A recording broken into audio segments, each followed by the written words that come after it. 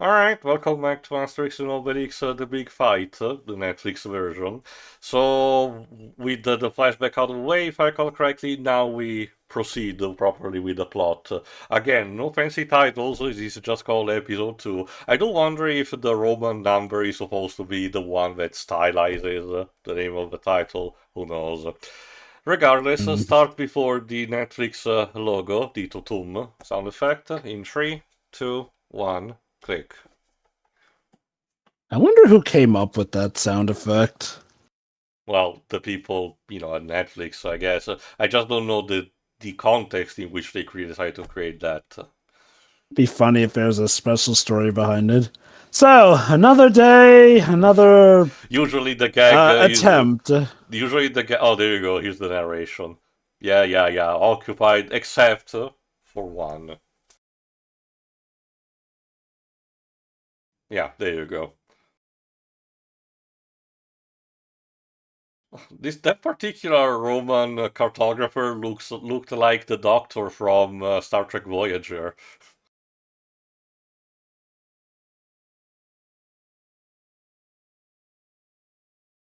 It's basically about look, let's just say we conquer everything, okay? Leave it at that. No one likes a pedantic argument, Missy.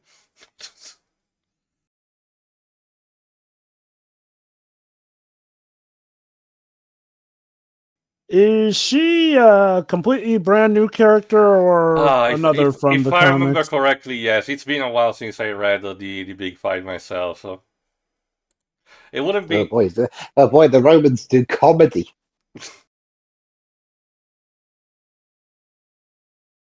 Nobody cares.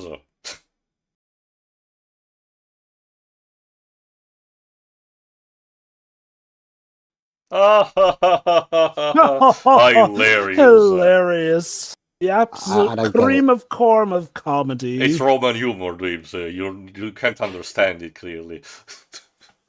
You have to have a high IQ to get it. I also love how we stylize the Romulus and Remus iconography. Alright, Dreams, who did we got to dub Caesar for this series?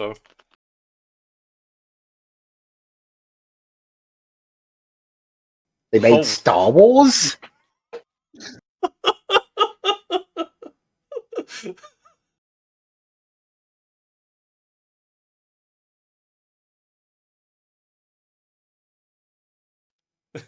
I don't think he's that amused. Makes me look too much like the bad guy. Julius Caesar? Yes. Mark Meadows Williams. Don't think I recognize him.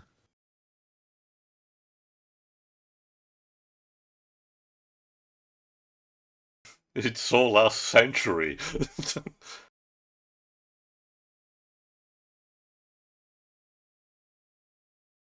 But...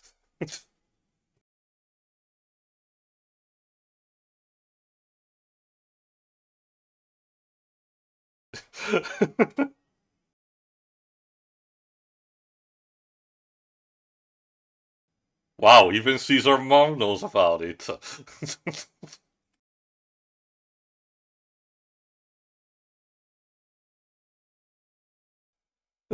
This is the only role he's credited on for behind the voice actors.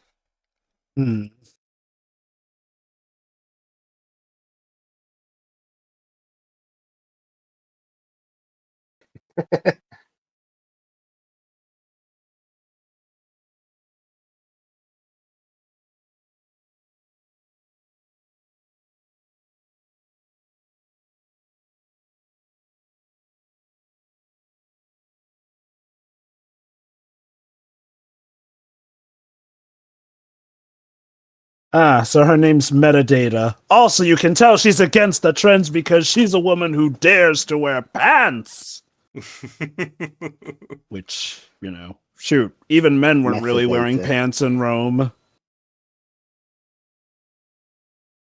I love the way it's stylized again, mosaic and all, but it's a fighting game. Voiced by Ruby Barker. So I see in this version, she's the one who comes up with the plan basically to pit the Gauls against, well, another village. Ben specifically planned, a Roman sympathizer. That's actually kind of a clever plan. Fair enough, makes sense.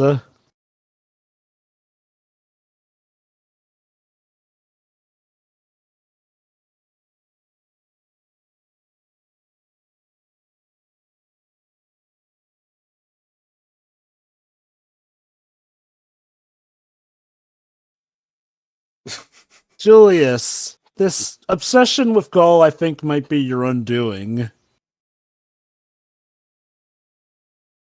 Yeah, whatever.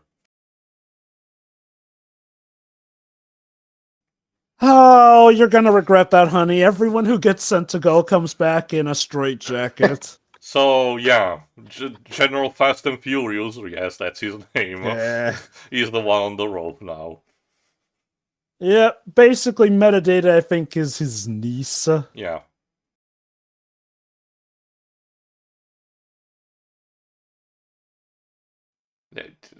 We get it.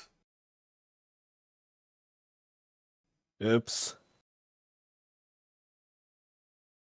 I like how on this one it's called the Combat of Chiefs. That's the French title, Le Combat de Chiffres. Ah.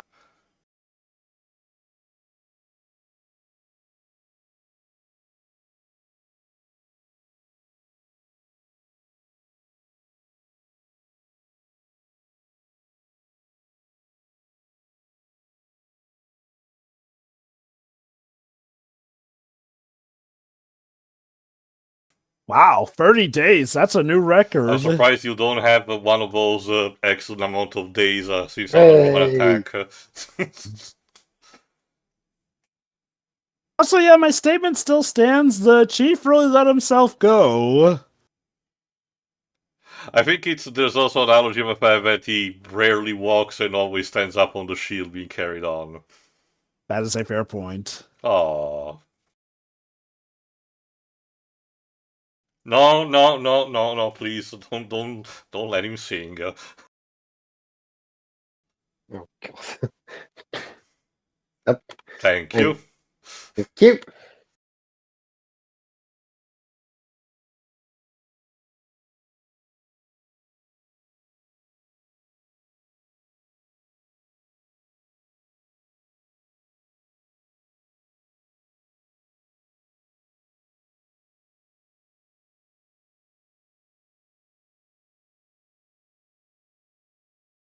No. Ow. Thank you. Stop singing. Shit at it. That's the thing, Dwibs. He's tone deaf.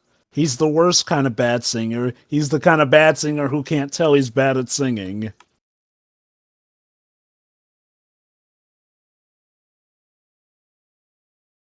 Like, keep in mind, his singing was so bad that he made Vikings who actively seek death run off in fear.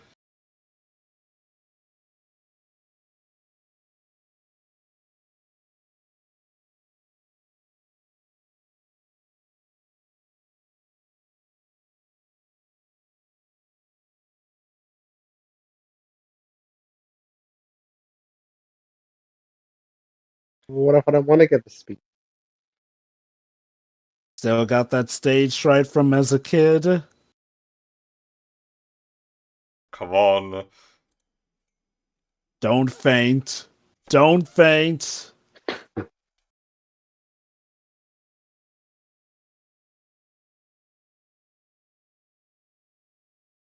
Wee.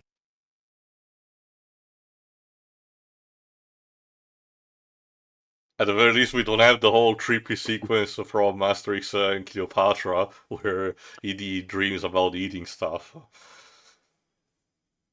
That was weird. I forget. Was that a Dark Age of Animation flick? Yeah, you have to remember. There you go. All is restored in the world. You have to remember that the animated movies basically jumped around on the decades. There were like 2 or 3 per each. So Asterix quite literally passed through different phases of animation styles. True. We've seen it go from, I think, like the 50s to the 90s. Early 2000s too. I think the Vikings movie was mid 2000s. Yeah, I think that was the last fully 2D one. Mm-hmm. Yay. You know, the usual.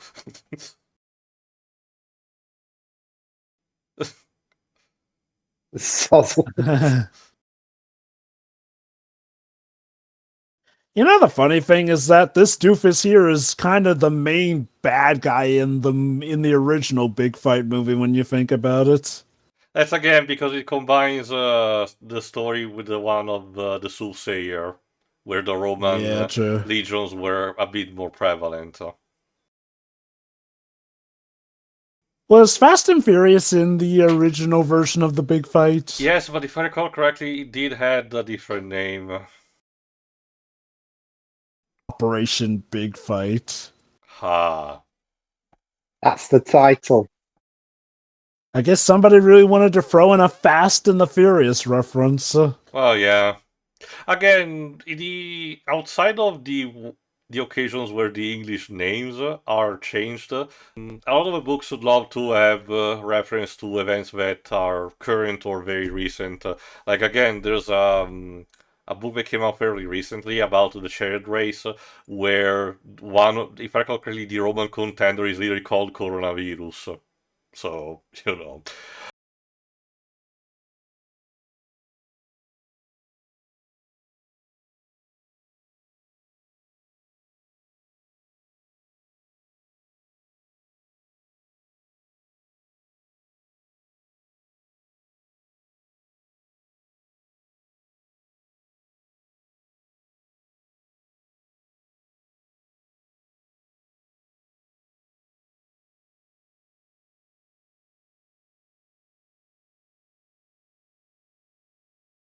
Anyway, this particular plot point, instead, because I checked, where Vital Statistics has liver failure because of all, the diet, is actually instead taken from a different story, Asterix and the Chieftain's Shield, although it's a slightly abridged, type of plot point.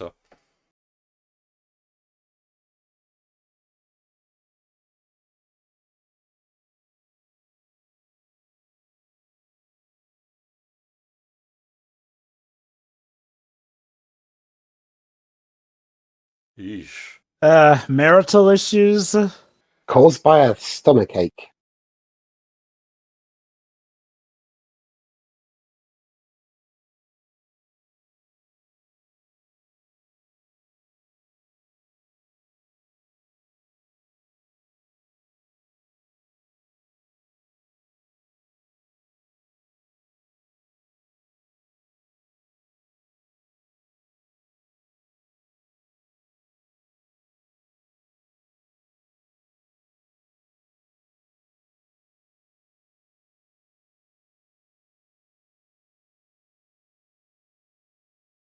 Yeah.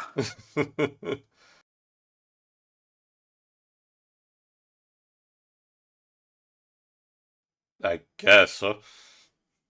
Kidnap the druid. I'm sure he won't be guarded whatsoever. Notable that they tried in a couple of stories and it never worked. Well, that's because they didn't have metadata. I think what Romans need to realize is, first of all, deal with Asterix and Obelix, then deal with the druid and whatnot, since Asterix and Obelix are always the two outliers that always foil their plans. I think most notably in Mansion of the Gods, where, shoot, they legit nearly won and actually converted most of the village to it.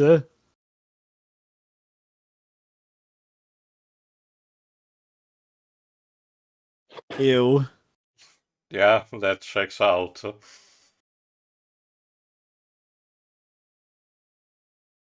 Bummer. I mean, fair.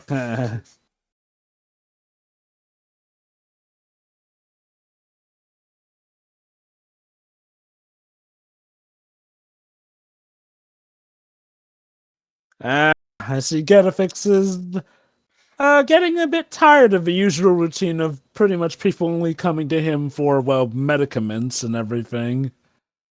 I get what you mean about the continuity that you said in the previous episode, because Secret of the Magic Potion did end it with the idea that one day, the little girl would become a Getafix successor, but because of, Simpson-style negative continuity, that doesn't go anywhere.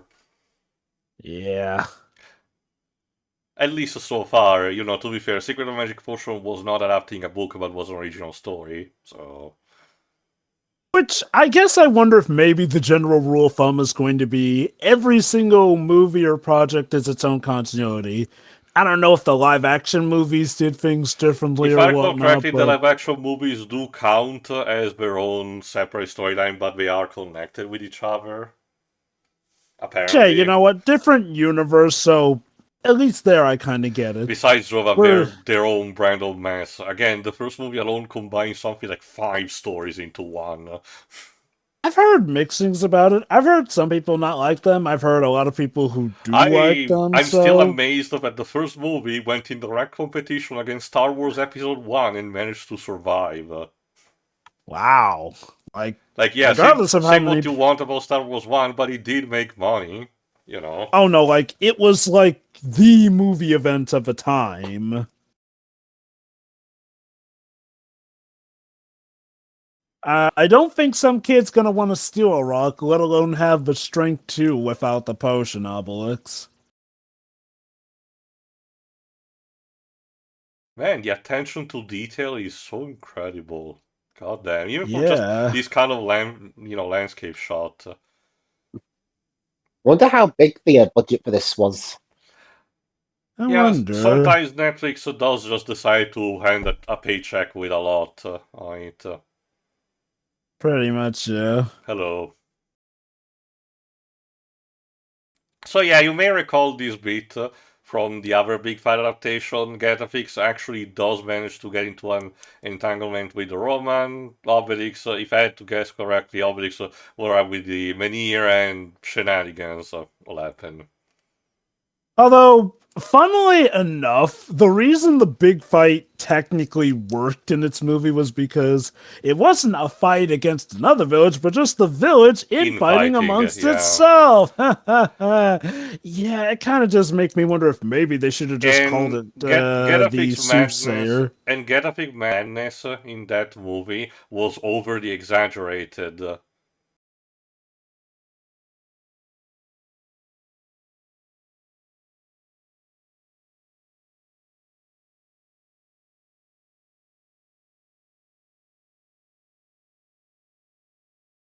I wonder if that was their way of trying to cover a potential mental issue without coming off as too serious. Oops. Which is ironic because The Big Fight is And here we technically go. still one of the darker movies, and... And he killed. surprisingly, that Killed him. does not murder him. Although I do recall in The Big Fight, it's treated a lot more cartoonishly, where I think it's just, it falls on top of him and then shatters. Well, if you may recall, the environment around was more dreary with the whole rocky formations and the gray color scheme. Yeah, hence me going back to how The Big Fight was surprisingly one of the darker Asterix 2D movies. Again, it does feel like if Don Bluth wanted to make one of those, they took inspiration from his stuff. I mean, I guess it wasn't as dreary as The Gladiator, which, holy cow, kind of becomes borderline nightmare fuel at times. But... yeah. Damn, so Getafix is dead.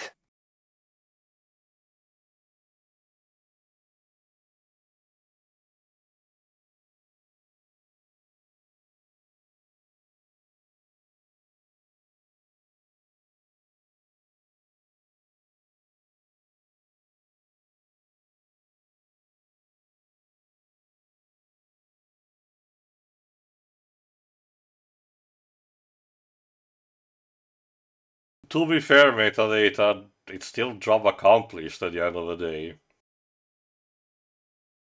I guess it's like she I didn't want love to hurt it. him. They gave him the apple to eat and all.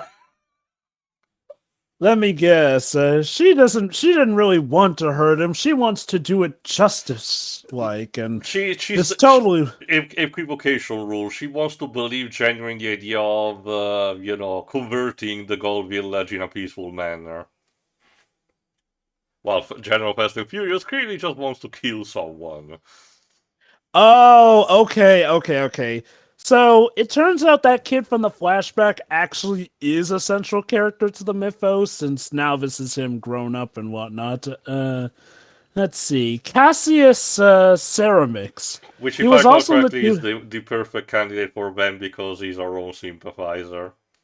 Yeah, he's in the comics, and he was also in the 2018 movie, Secret of the Magic Potion, as well. I forgot about him.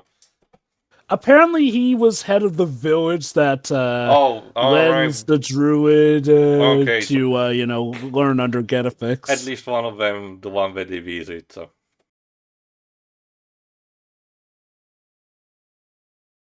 Yeah. In the comics, yeah, this is pretty much his role from the comics, essentially.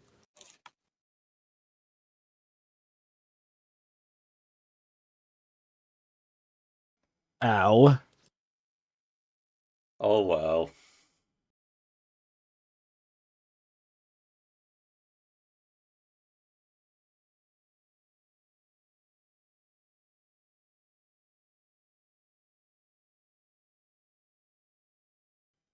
He even likes his name to be called in a less Yeah, Gaul-like you can manner. tell that he's representing, that part of France that was trying to be very charming with Germany just to have a better time. The kind of Quisling type of character. He is literally, hello, fellow Romans, how do you do? I Yeah, love being Rome. I for one welcome our new Roman invaders.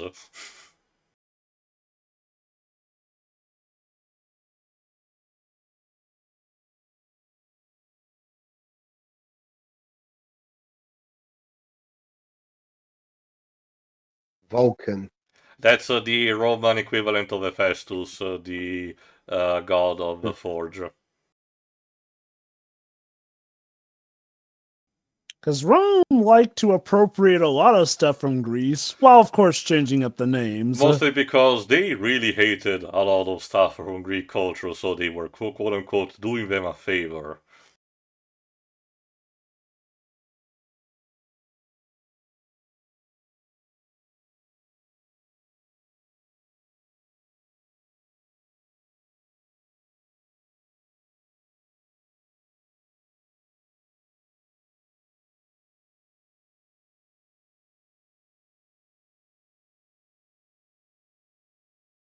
You also have to thank them for shutting down the Olympic Games. Huh.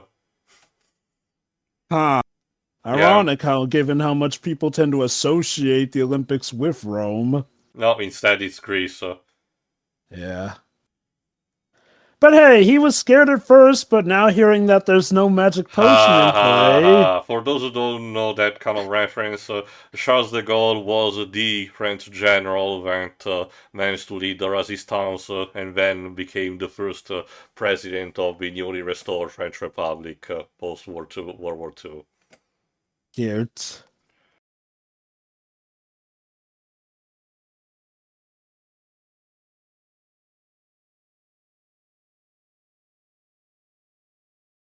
Obelix, that's not helping. Is she trying to wake him up or adjusting the camera? Yes.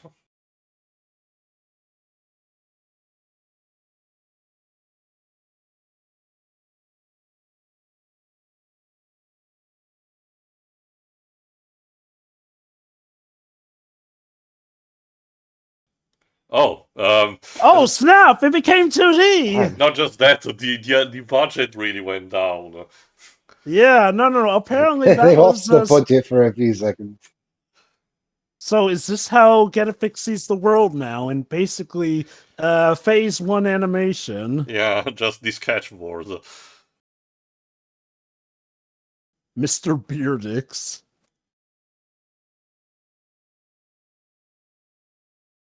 Okay, he's a little kooky, but still not as over the top Yeah, in the it's original at least movie. more bearable at the very least. That was the weird thing Looks about like the big Kermit. fight movie. That was the weird thing about the big fight movie. They insisted on being more dark and serious, while then portraying mental illness in the most goofiest way that even Looney Tunes would shake its head at. I also, it really was also a case to me of what are you even trying to say, because at the end of the day, hello, because at the end of the day, the issue was resolved thanks to just Getafix accidentally creating, a potion that fixed the problem. Because again, if it wasn't for that, everyone would have lost.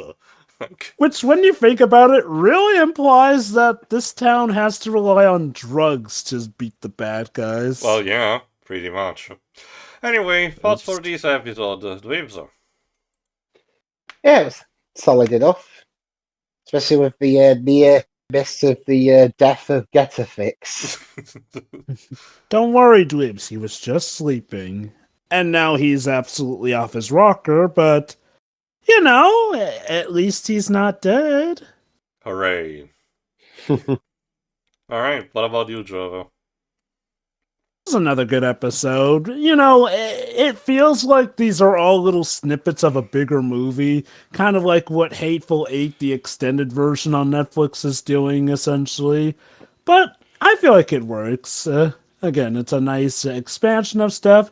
Metadata is an interesting Roman figure character, though I do wonder if she's going to be like the family in Mansion of the Gods, where, oh yeah, she's like the token good Roman who eventually sees the error of their ways and will later help Asterix and Obelix defeat the Romans or whatnot. Also, I do like how apparently, that character from the flashback Ceramix, we actually do see he is an established character from the mythos, but I do appreciate that they had him in the flashback to establish, okay, he was a jerk back then, he's a jerk now, so seeing him be defeated will be all the more satisfying. And yeah, once again, the animation shown here is good. Like, again, either Netflix gave them a very good budget or they just found a lot of ways to work around a limited budget. Maybe both. Either way, it's good and easy on the eyes. And again, I will say, yes, this is so far working a lot better as an adaptation of the big fight, essentially.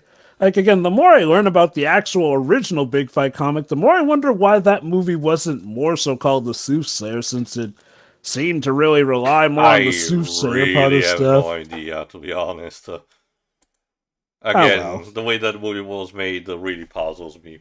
Anyway, as for me, again, this continues to be solid enough. Again, the humor is on point, the animation is on point.